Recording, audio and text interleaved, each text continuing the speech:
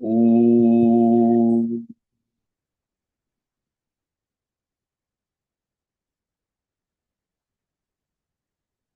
ओम।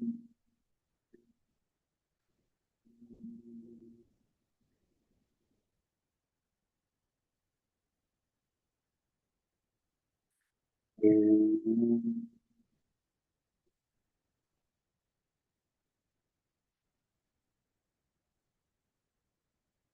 ओम नमो भगवते वासुदेवाय।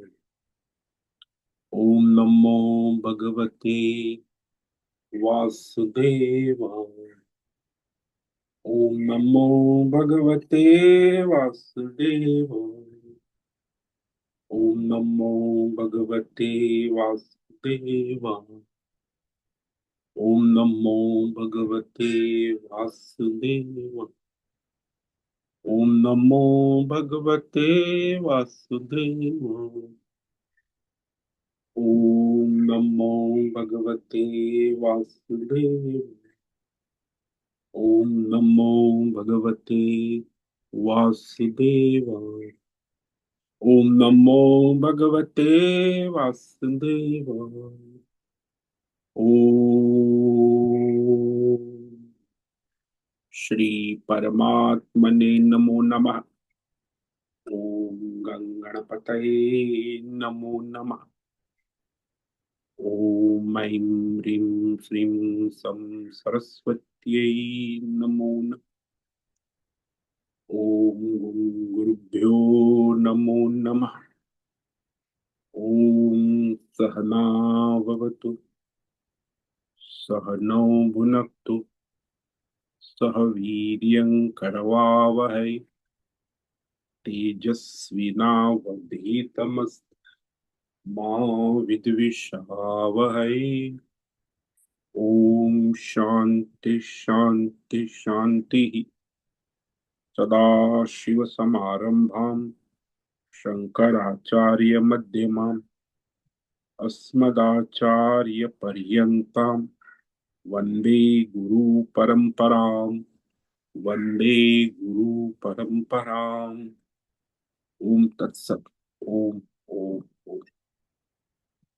आप सभी ऑनलाइन नेटवर्क पर उपस्थित भगवद गीता श्रवण साधकों को आज ऋषिकेश से हमारा प्रातः का अभिवादन, अभिनंदन, अभिवंदन। हरि ही ओम। हरि ही ओम। हरि ही।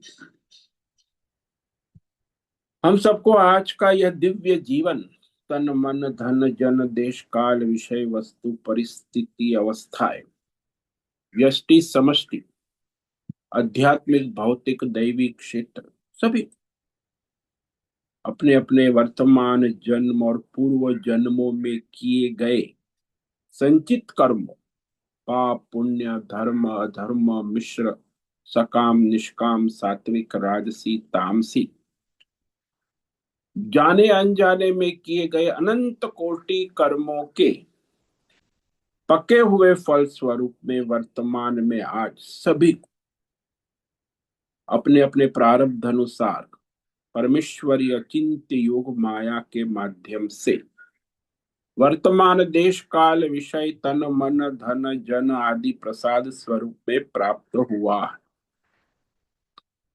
अतः आज का यह दिव्य जीवन परमार्थ हेतु निष्काम सेवा यज्ञ देव यज्ञ ऋषि यज्ञ पितृ यज्ञ मानवता यज्ञ भूत प्राणी यज्ञ सात्विक दान शारीरिक वाचिक मानसी सात्विक तप निष्काम कर्म योग ध्यान योग भक्ति योग ज्ञान योग साधनाएं स्वाध्याय वेद शास्त्रों का अध्ययन अध्यापन उपासना आराधना के लिए समर्पित करे और करवा अत्यंत दुर्लभ मनुष्य जीवन की प्रत्येक क्षण को परमार्थ हेतु सार्थक करे और करवावे। आज विक्रम संवत 2083 चैत्र मास शुक्ल पक्ष की 10वीं तिथि 8:45 से, और उसके बाद कल 7:45 को एकादशी प्रारंभ होती। तो कल एकादशी व्रत है। आज पुष्य नक्षत्र दोपहर 2:49 से है। उसके बाद वह कल 2:36 पर आश्लेषा नक्षत्र लग जाता है। आज शनिवार है। शनि देव की आराधना उपासना का दिन है। वसंत ऋतु चल रही। ऋषिकेश का रात्रि का न्यूनतम तापमान 16 डिग्री रहा। अभी 6:45 बजे 18 डिग्री तापमान है। दिन का दोपहर का 2 बजे का तापमान 32 डिग्री रहा। वायु की गति 5-10 किलोमीटर प्रति घंटा चल रही। ईस्वी सन 2026, 29 मार्च, 29 मार्च 2026, सुबह के 6:50 हो रहे हैं। कलयुग का प्रथम चरण 5126वां वर्ष, 7वां वैवस्वत मनवंतर श्वेत वराह कल्प, ब्रह्मा जी का 26वां दिन और 51वां वर्ष अभी चल रहा है। तो ऐसे अनंत कोटि ब्रह्मा और ब्रह्मांडीय परमेश्वरी अचिंत्य योग माया में हमारा यह एक ब्रह्मांड। इस ब्रह्मांड में पृथ्वी लोक में समुद्र के ऊपर जम्बू द्वीप में विश्व का एकमात्र वैदिक राष्ट्र भारत में उत्तर हिमालय प्रांत में उत्तराखंड राज्य, टिहरी जिले में हिमालयन शिवालिक पर्वतमाला के अंतर्गत मणिकुट पर्वत के ऊपर नीलकंठ महादेव के सामने, ऋषिकेश नगरी में मुनि की रेती प्रांत में शीशम झाड़ी, अवधूतवाड़ा आश्रम के सी ब्लॉक के पहले माले से 4 नंबर कमरे से गंगा किनारे से हम स्वामी उत्तमानंद सरस्वती भगवत गीता के आचार्य शिष्य स्वामी चिन्मयानंद सरस्वती महाराज, चिन्मय मिशन, कैवल्य अद्वैत वेद व्यास भगवतपाद शंकराचार्य की श्रृंगेरी संन्यास परंपरा से शिक्षित दीक्षित सनातन वैदिक भारतीय संस्कृति अनुसार संपूर्ण भगवत गीता ज्ञान यज्ञ ऑनलाइन चैतन्यमय जीवंत लाइव प्रसारण जूम एवं यूट्यूब अंतर्गत व्याख्यान माला में अध्याय 16 दैवासुर संपद विभाग योग के श्लोक नंबर 3 पर संस्कृत एवं हिंदी में व्याख्यान करेंगे। दिव्य पवित्र सरल व्यावहारिक सटीक पूर्ण वर्ण अक्षर पद वाक्य पंक्ति श्लोक अध्यायों की संगति संधि अन्वय शब्दार्थ वाक्यार्थ भावार्थ रहस्यार्थ तत्वार्थ के यथार्थ तात्पर्य लक्ष्य सहित वैदिक शास्त्र वेदव्यास साहित्य शंकर भाष्य एवं परंपरागत 10 सन्यासी आचार्यों की टीका टिप्पणी सहित आज का यह भगवत गीता व्याख्यान करेंगे। कृपया आप सभी श्रद्धा भक्ति ध्यान से परिपूर्ण होकर के यह दिव्य श्रवण साधना करें। इसमें से कुछ ग्रहण करें, कुछ धारण करें, कुछ अपने जीवन में चरितार्थ करें और उसमें निरंतरता लाए। अपनी अपनी आध्यात्मिक भौतिक दैवी अशांति द्वंद्व मोह विक्षेपों से रहित होकर अशास्त्रीय परंपरागत गलत सोच गलत ज्ञान भ्रम भ्रांतियों से रहित होकर के अपने अपने वर्तमान शरीर इंद्रिय प्राण मन वचन कर्म और बुद्धि से एक रूप एकाग्र होकर के शुद्ध सात्विक सूक्ष्म वेद शास्त्र एवं आचार्य परंपरा अनुसार विवेक बुद्धि करे और करवाए। पुनः पुनः इस व्याख्यान का श्रवण करे, मनन करे, चिंतन करे, लेखन करे, चर्चा विचारणा करे, प्रचार प्रसार, लिंक भेजे, ग्रुप में शेयर, अपना और सबका परम कल्याण करे और करवा। ओम तत्सत। ओम ओम। ओम। हमने कल श्रीमद् भगवद गीता अध्याय 16 दैवासुर संपद विभाग योग के तीसरे श्लोक पर विवेक विचार किया था। तो भगवान ने अब तक 2 श्लोक में 20 दैवी गुण गिना दिए। अब जो बाकी 6 दैवी गुण है वो भगवान गिनाते हैं आगे श्लोक नंबर इस 3 में। तेज क्षमा धृति शौचम अद्रोहो नातिमानिता भवन्ति संपदम दैवीम अभिजातस्य भारत। तेज क्षमा धृति शौचम अद्रोहो नातिमानिता भवन्ति संपदम दैवीम अभिजातस्य भारत।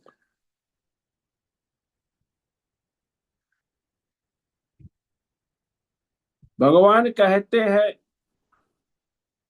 कि ये सारे दैवी गुण लेकर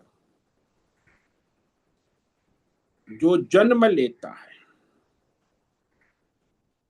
और उसमें जन्म से ही दैवी गुण प्रकट होते, पिछले जन्मों के संचित कर्मों के फल स्वरूप ये दैवी गुण उसमें प्रकट हो जाते। तेज इसका अर्थ होता है प्रगल्भता, प्रबलता यानी बौद्धिक विवेक शक्ति, विवेक विज्ञान।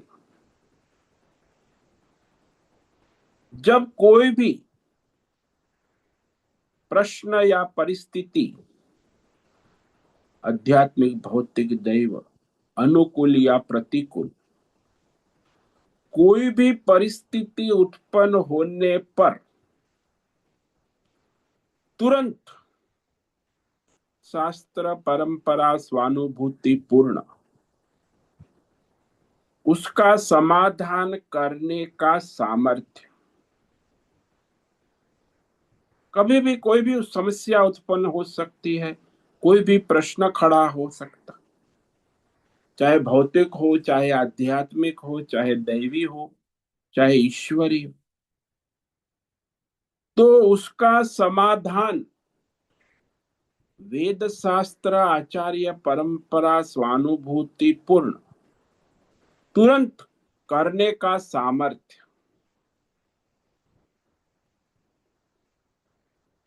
तो ये तेज है, बौद्धिक तेज।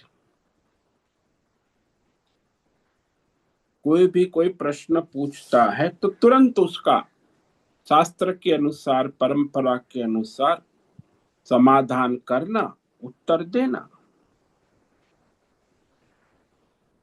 तो ऐसा तेज दुर्लभ है,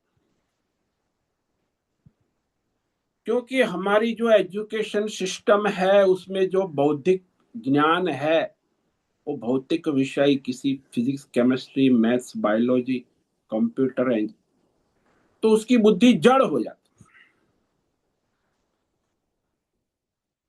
उसके अंदर दूसरा जो है आध्यात्मिक दैवी ईश्वरीय सारे तत्वों का विवेक नहीं होता। इसलिए आजकल देखा जाता है जितने भी पढ़े लिखे लोग हैं, डॉक्टर इंजीनियर, जड़ बुद्धि, क्योंकि न अध्यात्म है, न दैव है, न ईश्वरीय विवेक है। और जड़ बुद्धि के कारण वो लोग केवल पैसा इकट्ठा करके मोटर गाड़ी बंगला करोड़ अरबों रुपया इकट्ठा करके मरते हैं, क्योंकि उनको कोई अध्यात्म दैव ईश्वरीय विवेक है ही नहीं, पढ़े भी नहीं है, किसने पढ़ाया भी नहीं, और फिर उनका जीवन जड़ हो जाता। और ऐसा ये 90% दुनिया में जड़ता में जीते हैं। उनको लगता है जीवन का लक्ष्य यही है, रुपया पैसा मोटर गाड़ी और काम भोग इंद्रिय भोग। अभी इंद्रिया काम नहीं करती है तो उसके पास डॉक्टर है और सब टेक्नोलॉजी है, तो अधिक से अधिक इंद्रियों का भोग करो। और मरो। तो उनमें ये सामर्थ्य नहीं हो, कोई तेज नहीं है ना। तेज तो तब आएगा जब भौतिक ज्ञान, अध्यात्म ज्ञान, दैवी ईश्वरी, इसलिए हमारी जो गुरुकुल परंपरा थी उसमें विद्यार्थी को सारा भौतिक, अध्यात्म, दैव, ईश्वरीय, परमात्मा, 5 प्रकार के ज्ञान विज्ञान को पढ़ाया जाता। तब वो जो है प्रतिभावान, गुरुकुल से पढ़ा हुआ तेजस्वी, हर परिस्थिति को सामने कर सकता है। तो ऐसा तेज आज के युग में बहुत दुर्लभ है, क्योंकि सिस्टम ही वर्ल्ड की ऐसी है, एजुकेशन सिस्टम जड़ता है। तो तेज का अर्थ कि जो भी भौतिक समस्या हो, आध्यात्मिक समस्या हो, दैवी हो, ईश्वरी हो, तुरंत उसका समाधान उसकी बुद्धि में प्रकट हो जाता है। इसीलिए जिसको पूरा ज्ञान नहीं है जिस विषय में, तो फिर उसमें चुप रहना अच्छा है। या तो सामने वाले, भाई इस विषय में मैं कुछ नहीं जानता हूं, कुछ नहीं जान, जो इसके जानकार है उनकी संपर्क करो, उनका सलाह लो। अनाप शनाप बकवास बता रहा और कोड भी करते, गीता में भगवान ने ये किया, रामायण, वेद में ये मंत्र है, आज इंटरनेट, मोबाइल, बकवास कर। अरे भाई तुमने क्या कुछ साधना की, तप किया, कुछ आप कोट कर रहे हो, उसका क्या आपने अनुभव है, साधना उसका तो आध्यात्मिक, भौतिक, दैवी, ईश्वरीय परिप्रेक्ष्य क्या है? कुछ नहीं, बस खाली बकवास। ये मोटिवेशन स्पीकर और ये दूसरे कथाकार और ये सब जड़ता है, क्योंकि बौद्धिक तेज है ही नहीं ना कुछ। शास्त्र का परंपरा से, सूक्ष्मता से, स्वानुभूतिपूर्ण साधना तप के द्वारा अनुभव नहीं हो, खाली वाणी का विलास। कथाकार लोग तो बस यही करते, गाना बजाना, कृष्ण कथा, लाल, और फिर हो गया धंधा पूरा। कोई बौद्धिक तेज नहीं। अरे भाई सामने इतने लोग हैं, आप भागवत कथा कर रहे हो, तो उसका तत्व ज्ञान, उसका रहस्य बताना आवश्यक, सूक्ष्म विवेक का। फिर तो गाना बजाना और कथा हो गई बड़ी, लाखों लोग नाचते हैं, गाते हैं, इतनी कथाएं हो, जड़ता तो जड़ता ही रहेंगे। तो ये कोई तेज नहीं है, बौद्धिक तेज, प्रगल्भता। तो इसीलिए वास्तव में गलत सोच, गलत ज्ञान से कभी समाधान नहीं होता।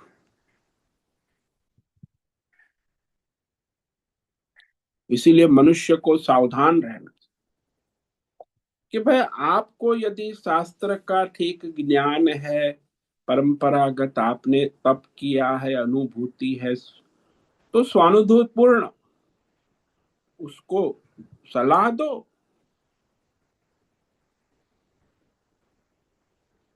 इसीलिए ये किसी को गलत देना उत्तर, ये आसुरी गुण है। अरे पूरा जानकार हो तो ठीक है, बस। तो इस तरह यह तेज हो, बौद्धिक, यदि नहीं है, आप नहीं जानते हो, तो चुप रहो, या उसे कहो कि मैं इस विषय में कुछ नहीं जानता, जो उसके जानकार है उसका संपर्क कर। जैसे डॉक्टर लोग करते हैं, उसके पास जाते, अरे आपको पेट में गैस गड़बड़ है, ट्रबल है, वो इस विषय में मैं कुछ नहीं जानता है, मैं एमबीबीएस सामान्य ज्ञान है, आप गैस्ट्रोलॉजिस्ट का संपर्क करें तो अच्छी बात है, तो उसका एक्सपर्ट है। आपको पेट में गड़बड़ है, गैस। लेकिन ये छोला छाप डॉक्टर, ये एमबीबीएस, वो सामान्य पढ़े लिखे, वो एक्सपेरिमेंट उसके द्वारा करता रहता है, तो उसका समाधान नहीं होता, वो परेशानी बनी ही रहती। इसलिए जितनी भी समस्या विश्व में है, चाहे भौतिक हो चाहे आध्यात्मिक हो, उसका यथार्थ ज्ञान न होने से वो समस्या बनी रहती है। उसका यथार्थ ज्ञान विज्ञान से उस समस्या का समाधान हो जाता। ये दैवी गुण है। इसके बाद भगवान ने कहा क्षमा। क्षमा के दो स्तर हैं। हमें कोई दुर्व्यवहार करे, हमारे साथ मारपीट करे, अनाप शनाप कुछ बोले, तो यह हम तुरंत प्रतिक्रिया करते हैं।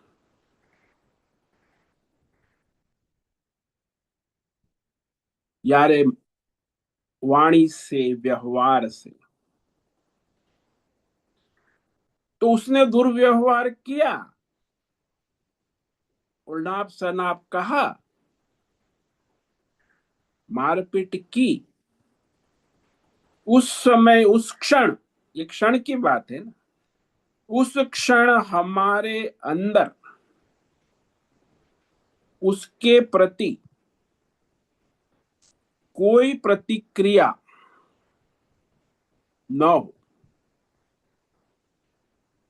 तुरंत कोई प्रतिक्रिया ना हो,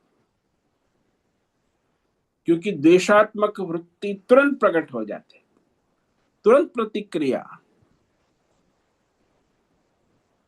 तुमने एक चांटा मारा, मैं 3 चांटा मारूंगा।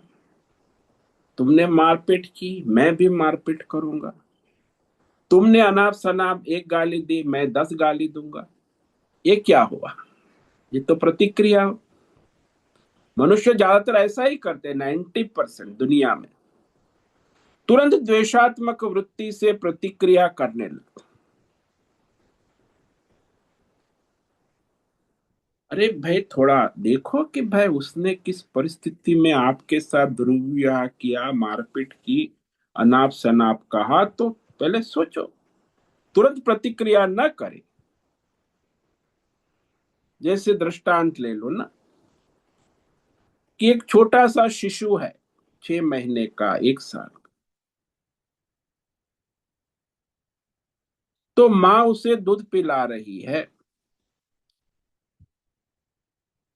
और अचानक उसने अपने पैर को उछाला जोर से, और माँ को हाथ में चोट लग जाती। अभी एक माँ मुझे कह रही थी कि मैं पूरी बना रही थी, तो ये छोटा सा बच्चा जो है वो आ गया, और फिर उसने कढ़ाई में झटका मारा। कढ़ाई उछल के गिरी और मेरे हाथ पर जल गया। उसका हाथ जल गया, अभी भी वो जला हुआ है। लेकिन उसके प्रति उसकी माँ को कोई द्वेष नहीं कि उसका हाथ काट दे। उसने ये किया। भाई, 1-2 साल का छोटा शिशु है। माँ की बुद्धि में, मन में, अंतकरण में प्रतिक्रिया नहीं आई, द्वेषात्मक वृत्ति उत्पन्न नहीं, कि अब उसका हाथ तोड़ के फेंक देते। ये है क्षमा का रूप। हालांकि उसने बड़ा अपराध किया है, उसको पता ही नहीं है। अब वो माँ 1 महीने से परेशान है, उसके हाथ जल गए, दवाई चल रही। वो भी माँ के साथ देखता है, उसको भी पश्चाताप होता है कि मैंने ये क्या किया, मेरी माँ परेशान। लेकिन माँ को कोई उसके प्रति द्वेष नहीं, घृणा नहीं है, तिरस्कार नहीं है। वो तो माँ है, वही उसी प्रकार उसका लालन पालन करती है। इसी प्रकार यह समझने पर भी दूसरे ने जो मेरे साथ दुर्व्यवहार किया है, अनाप शनाप कहा है, मारपीट की है, तो वह उसका अज्ञान है। उसको विवेक नहीं है कि मैं ये क्या कर रहा हूं, क्यों कर रहा हूं, किस लिए। अज्ञान से, अविवेक से यह व्यवहार किया है। हालांकि ऐसा करना उसके लिए योग्य नहीं था, परंतु वो अनजान है, अज्ञानी है, अविवेक है।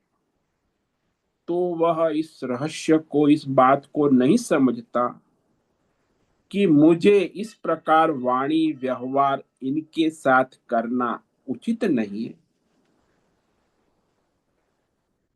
वो अज्ञान अविवेक से ऐसा व्यवहार कर रहा है। जैसे हम देखते हैं ना, कोई शराबी दुर्व्यवहार करता है या तो कोई पागल दुर्व्यवहार, तो हम उसको नहीं, अरे भाई वो पागल है, वो शराबी है, वो कुछ भी दुर्व्यवहार, गाली गलौज, अनाप शनाप, मारपीट भी कर, नशे में है या तो पागल है, तो उसके प्रति हमें कोई प्रतिक्रिया, क्रोध नहीं हो, क्योंकि अज्ञान, अविवेक, होश में ही नहीं है ना। तो उसके प्रति हमें द्वेष, प्रतिक्रिया, वृत्ति उत्पन्न नहीं होती, क्योंकि वो अज्ञान है उसका, या मूर्ख है, या शराबी है। उसे पता ही नहीं कि मुझे वाणी व्यवहार ऐसा करना नहीं चाहिए, बुद्धि काम ही नहीं करती। तो उसके प्रति हमारी द्वेष वृत्ति, प्रतिक्रिया नहीं होती। कई बार ऐसा देखा गया है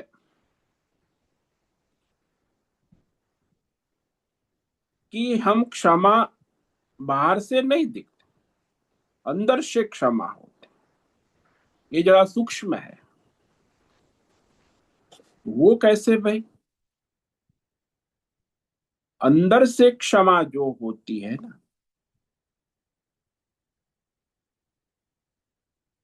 तो वह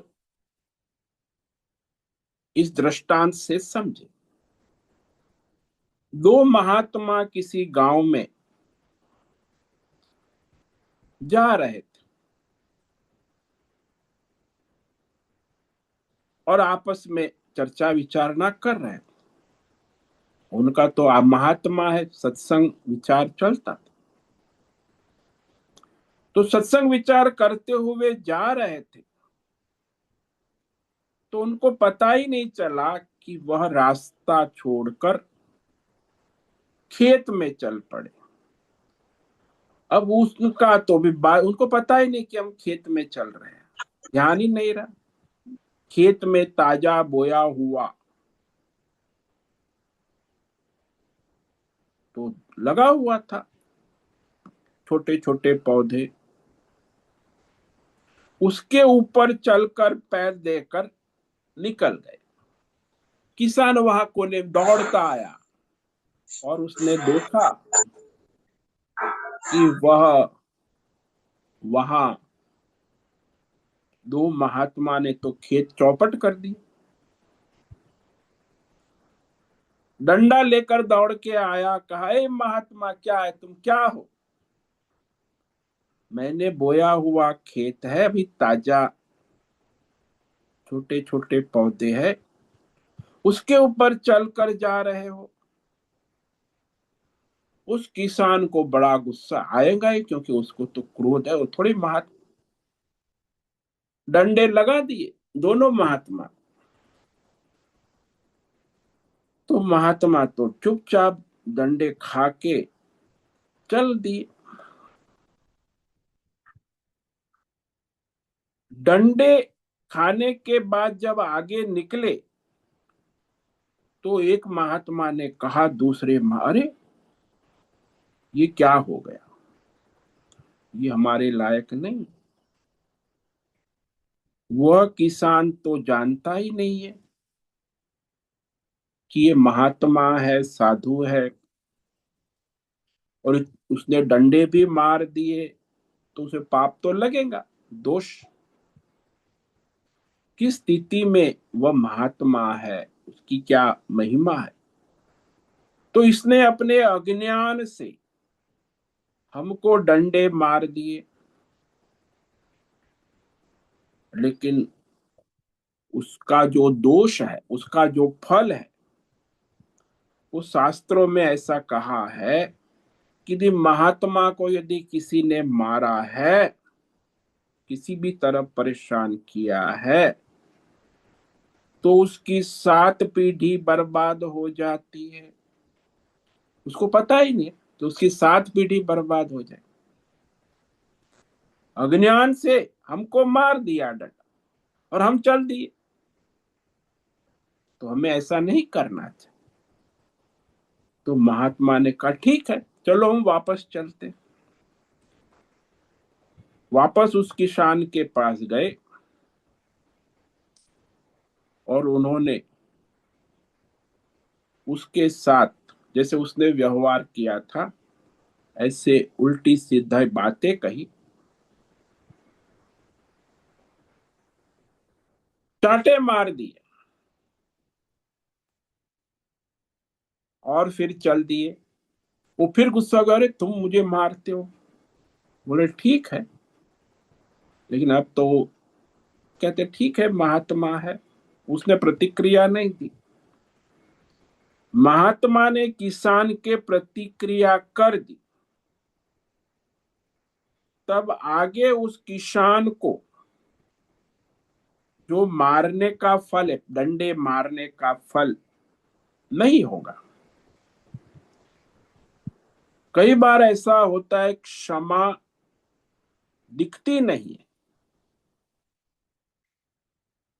नहीं दिखने पर भी क्षमा होती। जैसे महात्मा ने उसको बताया नहीं कि ये क्या हुआ, लेकिन महात्मा ने उसे क्षमा कर दिया, उसे 2 4 चांटे मार दिए, तो आगे क्रिया प्रतिक्रिया वही समाप्त हो गई। तो उसकी अब 7 पीढ़ी जो है वो बर्बाद नहीं होगी। इस तरह यह जो है क्षमा, कई बार क्षमा जो है सूक्ष्म होती। इसीलिए इसमें क्षमा में श्रेष्ठ पक्ष यही है कि कोई भी हमारे साथ दुर्व्यवहार करे तो उसके प्रति प्रतिक्रिया, द्वेषात्मक वृत्ति, वाणी, व्यवहार, सब स्तर पर ध्यान रखना। मन वचन कर्म, किसी भी प्रकार की प्रतिक्रिया ना आवे। यदि मन वचन कर्म से किसी प्रकार भी प्रतिक्रिया आती है, तो यहाँ भगवान ने पहले अक्रोध कहा, जो अपने मन को नियंत्रित करना है, भीतर का है। और क्षमा है, वो हमारी वाणी और व्यवहार, कर्म को संयमित रखना है, प्रतिक्रिया। क्षमा जो है वो वाणी और कर्म के स्तर पर है, और अक्रोध है वो मन और बुद्धि का विवेक है, कि वहां बुद्धि और मन के स्तर पर अपने नियंत्रित करना।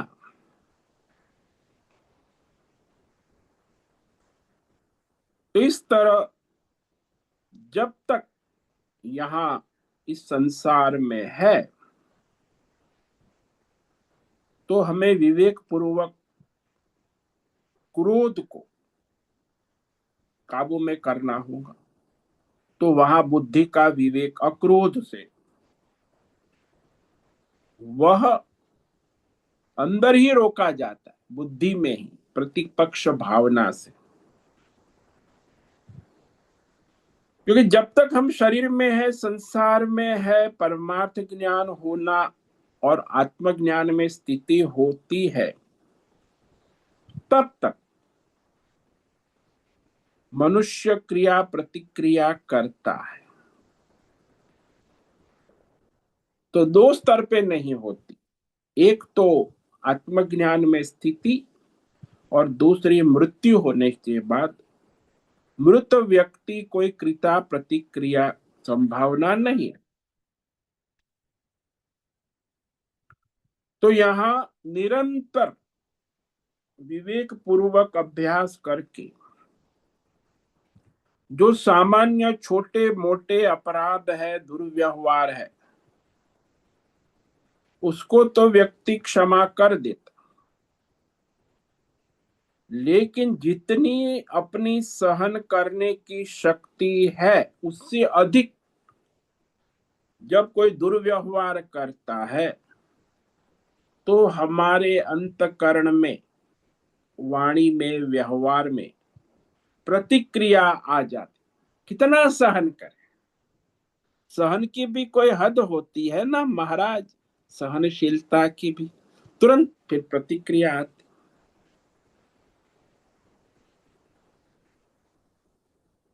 तो वहां बुद्धि में विवेक की आवश्यकता, विवेक पूर्वक उसे काबू में कर लेना आवश्यक। इसलिए क्षमा का एक अर्थ होता है सहनशीलता। भाई प्रतिकूल परिस्थितियां आती है प्रारब्ध के अनुसार, और वहां उसे क्षमा करना, किसी प्रकार का दंड देने का विचार न करना, तो वह मनुष्य जब दंड देने का विचार करता है तो प्रतिक्रिया हो ही गई। देख लूंगा, बोलता है मैं देख लूंगा, आज तो मेरे। अरे भाई अब तुमने संकल्प कर लिया, भविष्य में फिर वो कर्म का चक्र चलता रहेगा। इसीलिए क्षमा जो है उसमें विशेष स्तर, दो तरह की, एक क्षमा और एक अक्रोध, दोनों में फर्क है। अक्रोध में जो है अपनी बुद्धि का विवेक है, मन का विवेक है, और क्षमा में भौतिक बाहर, वाणी और कर्म के स्तर पर प्रतिक्रिया को रोकना है। तो अक्रोध है वो अंतकरण की वृत्ति है, और क्षमा है और वाणी और इंद्रियों के स्तर पर संयम रखना है। तो दोनों में फर्क है। क्षमा भौतिक है, वाणी और कर्म के स्तर पर है, और अक्रोध जो है बुद्धि का विवेक, और वही उसको रोक लेना बुद्धि के स्तर पर, तो बौद्धिक है, और ये वाचिक और कर्मिक है। तो क्षमा इस तरह दोनों को भगवान ने अलग अलग कहा है। अब जो है भगवान कहते हैं धृति, ये भी बड़ा दिव्य गुण है, दैवी गुण। धृति का मतलब होता है धैर्य, धीरज रखना। जो हम लोग धीरज रखो, धैर्य रखो, सब होता है, समय से होता है, बोलते भी है हम लोग, लेकिन धैर्य नहीं रखते। खासकर जब विकट परिस्थितियां आती है उसमें धैर्य रखना कठिन होता। सामान्य परिस्थिति में तो धैर्य हो जाता, जब विकट परिस्थिति में धैर्य रखना आवश्यक।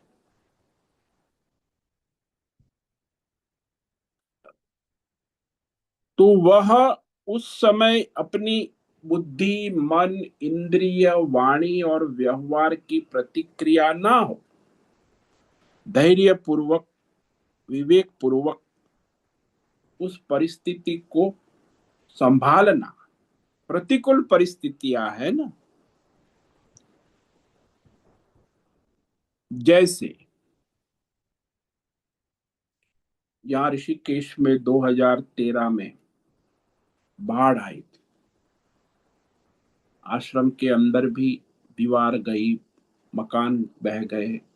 मैं भी यहीं बैठा था सामने, मेरे सामने पेड़ गिर रहे हैं, मकान बह, आगे छोटा मकान था वो भी, दीवार भी गई। अब मैं देख रहा हूं लेकिन मैं कुछ प्रतिक्रिया, भगवान का नाम ले रहा हूं, ओम नमः शिवाय। अब वो क्या होगा, बाढ़ आगे आएंगी, इस मैं जिस मकान में बैठा उसको भी बहा के ले जा सकता। तो जैसी प्रभु की इच्छा, उसमें मैं क्या कर सकता। कोई मन वचन कर्म वाणी से कि दूर भाग जाओ यहां से, तो कई लोग भाग गए आश्रम छोड़ के दूर। हमने बोला हमें कहीं नहीं जाना, बैठे भगवान का भजन, जैसी प्रभु की। तो इस प्रकार वो प्रतिकूल परिस्थिति में धैर्य रखना दुर्लभ होता है। सामान्य परिस्थिति में तो धैर्य हो ही जाता है।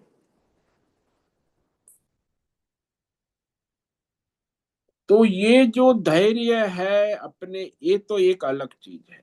और दूसरा है हमें लक्ष्य की ओर आगे बढ़ना है, तो उसमें भी धैर्य होना आवश्यक। लक्ष्य निष्ठा, सतत। लक्ष्य में अनेक प्रकार की समस्या, प्रतिकूलता, विकट परिस्थितियां आती है। तो लक्ष्य अनुसंधान बनाए रखना, छोड़ना नहीं, लक्ष्य की ओर आगे बढ़ना, ये धैर्य है। क्योंकि परिस्थितियां तो बदलती ही रहेगी, भीतर और बाहर, देश काल विषय भी बदलेगा। भीतर भी हमारी बुद्धि मन वाणी इंद्रिय, अनेक प्रकार की समस्याएं खड़ी होती है भीतर से और बाहर से। लेकिन हम अपने लक्ष्य की अनुसंधान में लगे रहे, लक्ष्य निष्ठा होनी। जैसे एक बार हम गए थे वहां अमरनाथ यात्रा, पहलगाम से 48 किलोमीटर पैदल यात्रा है। तो हम पैदल गए, कभी टट्टू में बैठे जाते। फिर पंचतरणी 5 किलोमीटर दूर था अमरनाथ मंदिर। हम वहां टेंट में थे, उस दिन तूफान शुरू हो गया, बर्फ का तूफान। 2 दिन तूफान रहा, कहीं जा नहीं सकते, कहीं भाग गए, कहीं मर गए, कहीं। हमने कहा हम कहीं नहीं जाएंगे, जैसी प्रभु की इच्छा, भगवान का जप करो, ओम नमः शिवाय। टेंट में रहे, लकड़ी जला दी, खाना वहां मिलता था, खाना खा लिया। वहीं टेंट के पास टट्टी पेशाब बाहर जाके कर लिया, बर्फ ही बर्फ।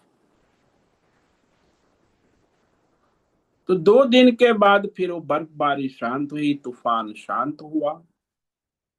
कई लोग वहां से चले गए, के 5 किलोमीटर आगे था, लेकिन जब आए कई लोग वापस चले गए। बहुत, 2-5 लोग ही, हम लोग मानो 2-5-10 लोग ही रहे वहां, हजारों लोग थे पहले। तूफान में सब भगदड़ हो गई। अब हम लोग 2-5 लोग बचे थे।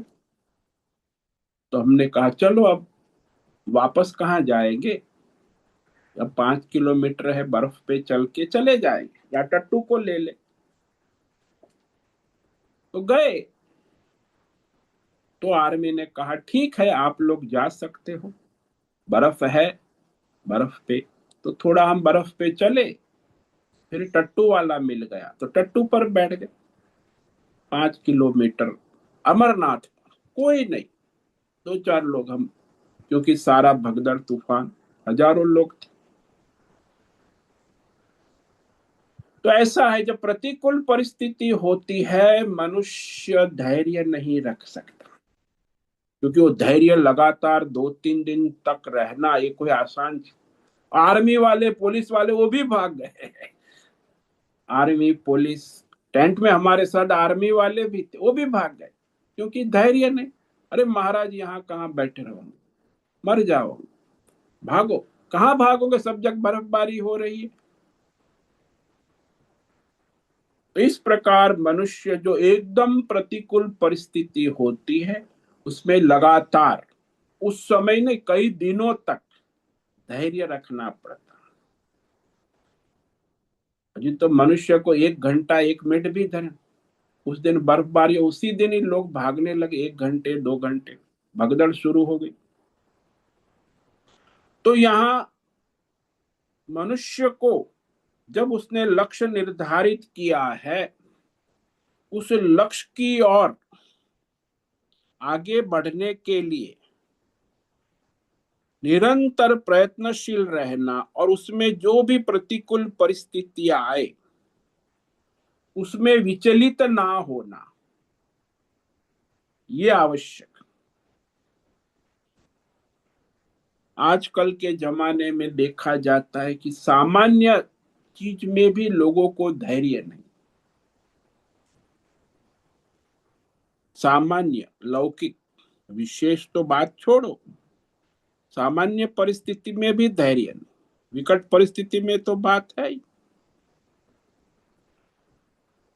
इसीलिए यहाँ भगवान ने, हालांकि वेद शास्त्रों में भी ऋषि मुनियों ने भी इसको सबसे पहला गुण बताया है धर्म का। स्वधर्म पालन, कर्तव्य पालन में इसको पहला गुण कहा है कि अपना स्वधर्म कर्तव्य करने में धैर्य होना आवश्यक।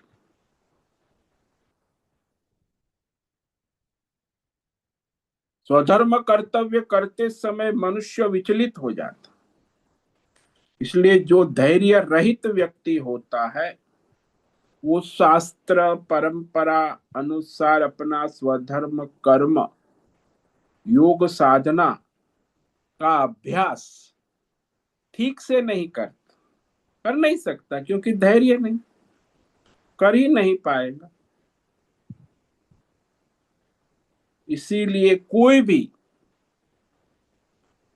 शास्त्र के अनुसार योग साधना स्वधर्म है, धर्म कर्म है, वो धैर्य पूर्वक लंबे समय तक करना हो। तुरंत उसका लाभ नहीं होता, निरंतर उसका दीर्घ काल तक अभ्यास करे। जैसे धर्म था, अभी नवरात्रि गई 9 दिन, तो 9 दिन कहा है शास्त्रों में निर्जला, यानी जल भी एक बूंद नहीं पीना है। और 9 दिन no breakfast, no lunch, no dinner, और 9 दिन तक दीर्घ काल निरंतर करते हैं। हमारे यहाँ भी आश्रम है भगीरथ आश्रम, वहां 40, 50, 100 लोग 9 दिन तक निर्जला व्रत कर।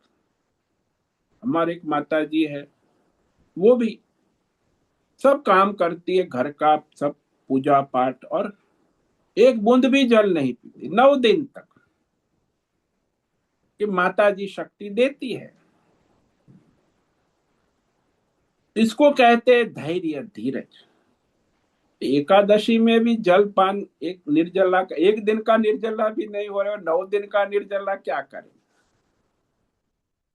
तो ये सारा धर्म कर्म करना, साधना करना, स्वधर्म करना, इसमें ये धैर्य अत्यंत आवश्यक। ऐसा नहीं कि इधर किया और इधर तुरंत लाभ हो जाए, ऐसे कुछ नहीं होता। धर्म कर्म करना है, स्वधर्म करना है, योग साधना करनी है परमार्थ के तो वहां तो बहुत ही धैर्य की आवश्यक, शास्त्र के अनुसार करना है, नहीं कि हमें जैसा उचित लगे उस अनुसार, अपने हिसाब से नहीं, शास्त्र के अनुसार परंपरा के अनुसार अपना स्वधर्म करना, इसमें बहुत धैर्य चाहिए। और आजकल नहीं है, 90% लोग शास्त्र परंपरा क्या कुछ लेना देना, हमको जो ठीक लगे वो हम धर्म कर्म अपने ढंग से करें। मॉडर्न मतलब कोई धैर्य ही नहीं। फिर योग साधना भी ऐसे ही होती है, भाई धर्म करना है परंपरा के अनुसार, शास्त्र के अनुसार स्वधर्म, तो वहां धैर्य से उसमें लंबे समय तक लगातार प्रयत्नशील रहना होता।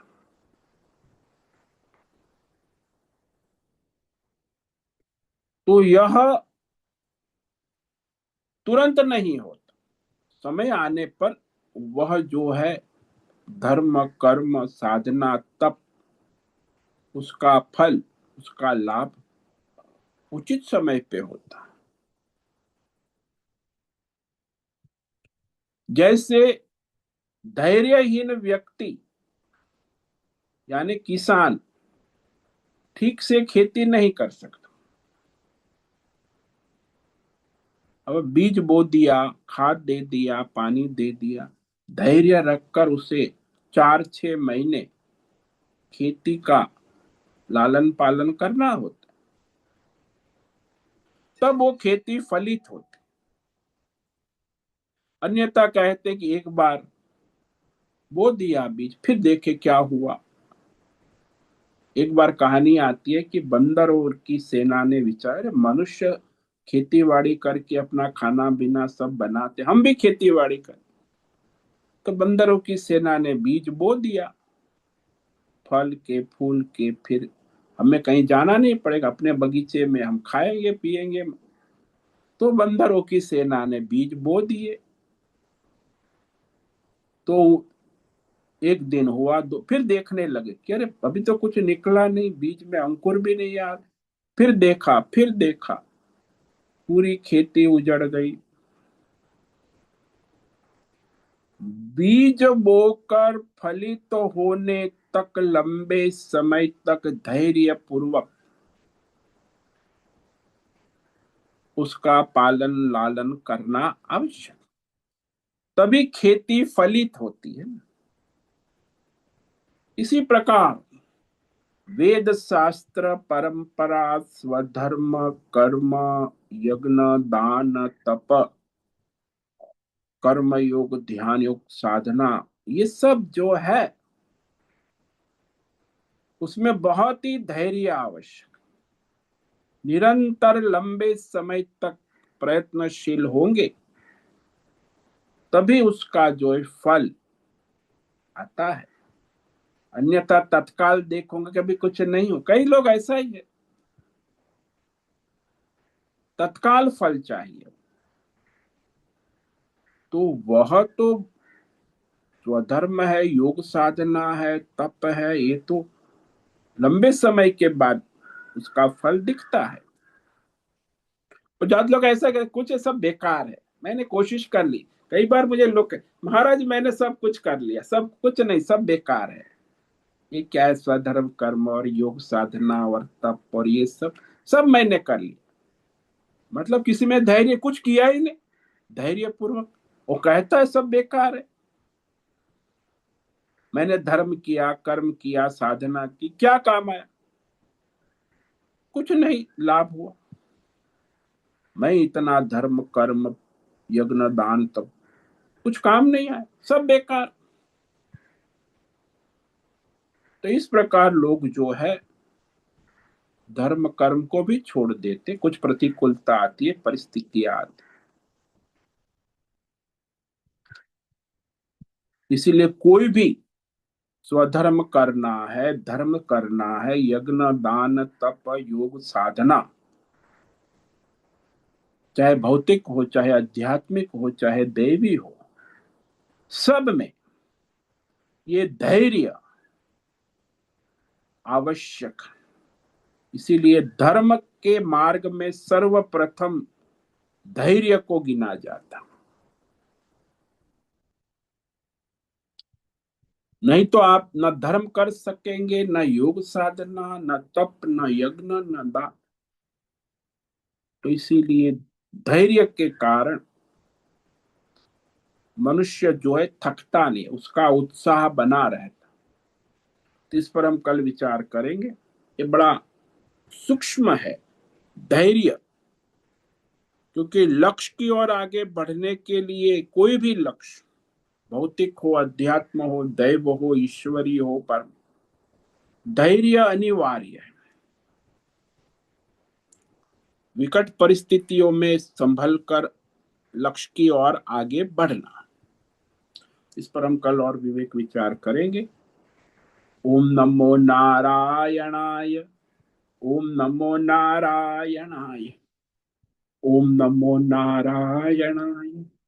ओम नमो नारायणाय। ओम नमो नारायण।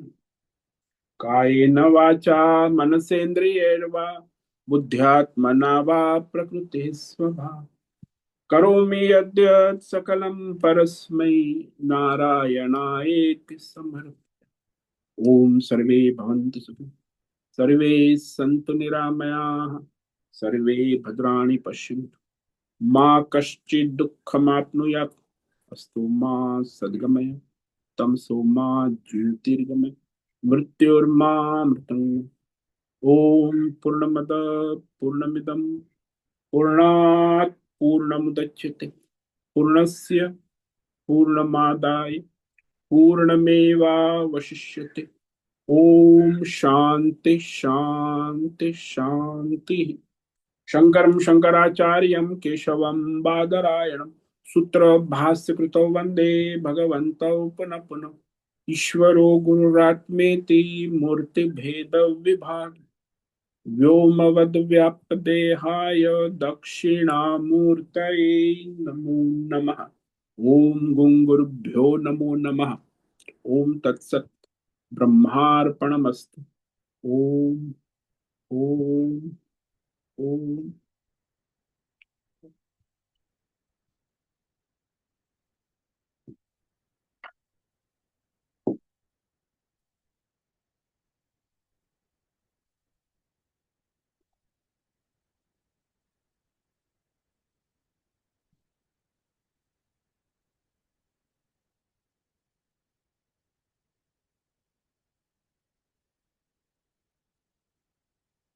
ओम नमो नारायण स्वामी जी। हाँ बोलो मीरा। स्वामी जी, आपने अभी कहा कि कुछ क्रिया को एक प्रतिक्रिया होती है हम्म और तब नहीं होती है अगर इंसान मरा हुआ है हम्म। या वो तत्वज्ञानी है। हाँ ये दो बात तो तब नहीं हो सकती, बाकी तो होनी। मतलब कि तत्वज्ञानी फॉर ऑल प्रैक्टिकल पर्पस दुनिया के लिए मरा हुआ है ना Swami ji? Definitely who is not but connected this body and world. हाँ, इज नॉट कनेक्टेड। मतलब ऐसा है कि ये आदमी कर रहा है तो वो मेरा प्रारब्ध है, वो एकदम दृढ़ बैठ गया है उसका मन में, हाँ उनके मन में। अच्छा, मतलब प्रतिक्रिया जो हम करते हैं वो दिखाता है कि हम जो बोलते हैं कि सब भगवान के शासन में हो रहा है, वो मेरा प्रारब्ध है। वो प्रतिक्रिया हम कर रहे हैं, मतलब वो दृढ़ बैठा नहीं है हाँ वो हमारे ईश्वर मन में। का शासन बैठा नहीं है, ईश्वर की सत्ता। सिर्फ बोलते हैं हम लोग है? हाँ जैसे आप क्या बोलते हैं, ज्ञान है विज्ञान नहीं है। हाँ ज्ञान तो बहुत है, लेकिन विज्ञान कहाँ से आएगा, वो तो साधना तो होगी। ज्ञान मतलब कान तक ही रहा है, अंदर बुद्धि में नहीं हाँ गया है। बुद्धि में भी अच्छा। गया है, लेकिन हाथ पैर में जीवन में विज्ञान अनुभूति पूर्ण नहीं हुआ है यानी। हाँ, मतलब ये तत्वज्ञानी एक सडन रिएक्शन भी नहीं करता ना स्वामी जी। नहीं नहीं नहीं, जरा भी नहीं, संभव ही नहीं। मतलब कि वो क्या देखते हैं कि सामने कुछ हो रहा है तो वो एकदम अंतर्ध्यान में ही है, कि मतलब नॉट अंतर्ध्यान, वो नहीं अपने ही अंदर। वो बॉडी कॉन्शियस ही नहीं है, वो तो अपने सेल्फ कॉन्शियसनेस में है ना। उसको अपनी हम्म बॉडी कॉन्शियसनेस, सामने वाले की बॉडी कॉन्शियसनेस है ही नहीं, ऑब्जेक्टिव है ही नहीं। हम्म। वो तो तो ना हाँ, क्या बोलते हैं वो मान, ये सब बातों का कुछ ये ही नहीं है कि वो उसने हाँ मेरा वो अपमान किया, मान अपमान से उसका उसने कोई चोरी संबंध किया। नहीं, नहीं उससे कुछ नहीं, वो तो सब कॉन्शियस परमात्मा को ही देखते हैं ना। मतलब मेरा कुछ है ही नहीं तो कोई क्या चोरी करेगा मेरे से। हाँ मेरा कुछ है ही अच्छा। नहीं, सब भगवान है, भगवान के सिवा कुछ है ही नहीं, तो वहां कहाँ चोरी करना लेना देना।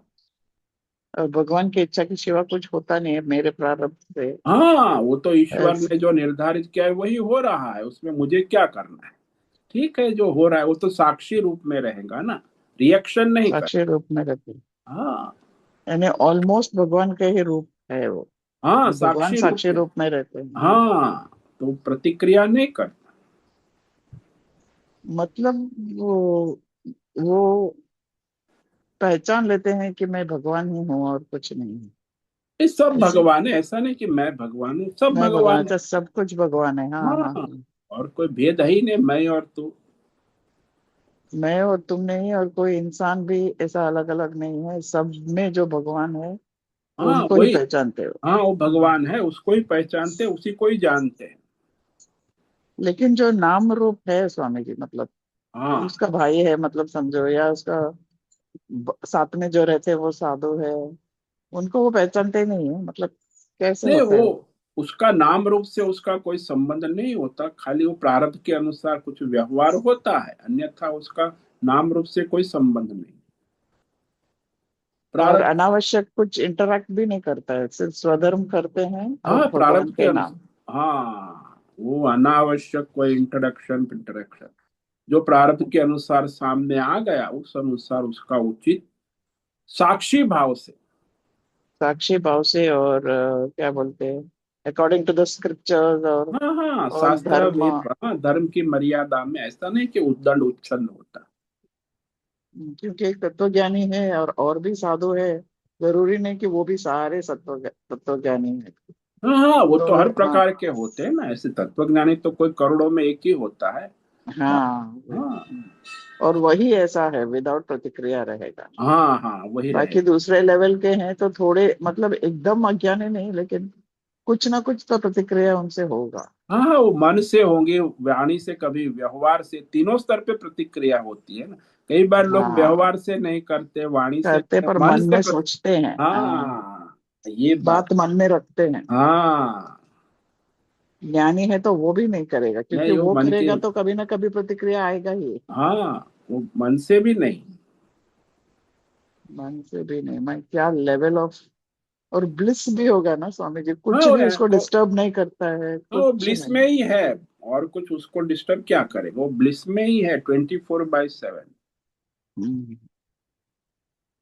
तो फिर वो खाना खाते हैं वगैरह, मतलब वो फिर सब वो भी। प्रारब्ध के अनुसार शरीर की यात्रा चलती है जो निश्चित है।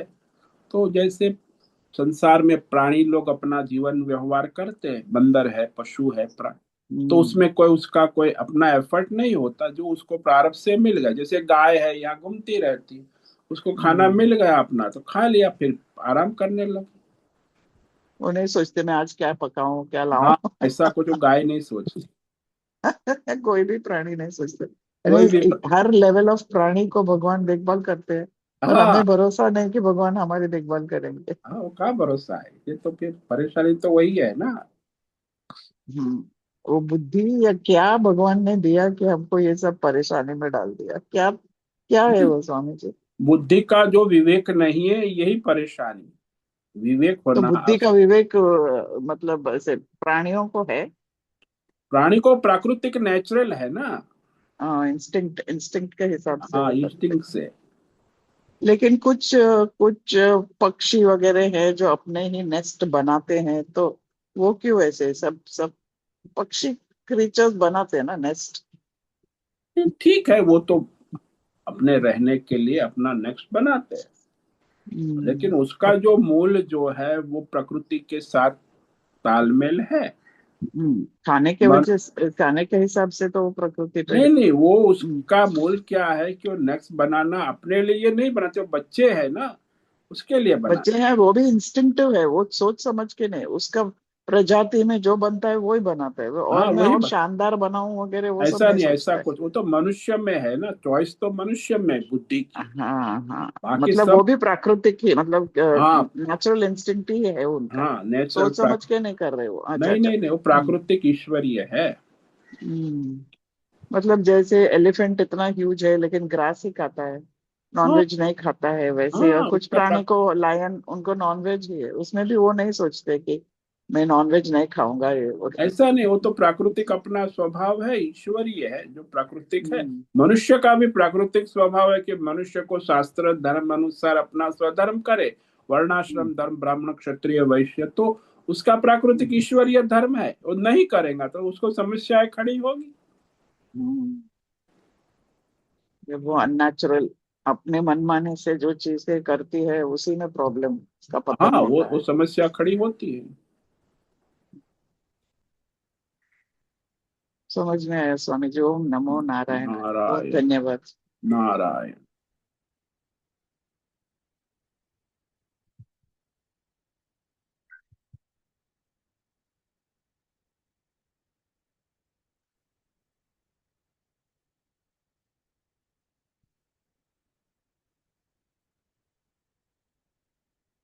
आज उपस्थित है प्रकाश आनंद दोसा, होस्ट है अजय रत्न पारखी, अमरेंद्र कुमार,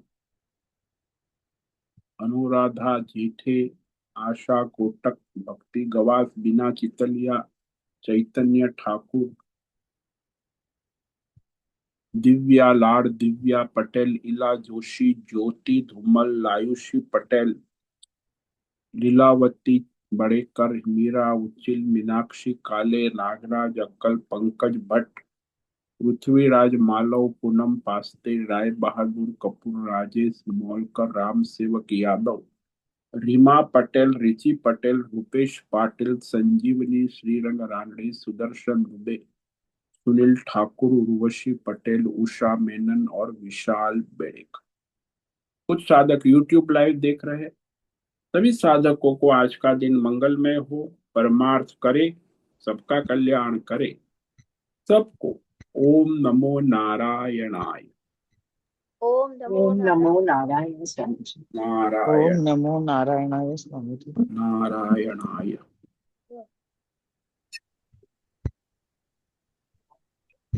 ओम नमो नारायण स्वामी। नारायणाय।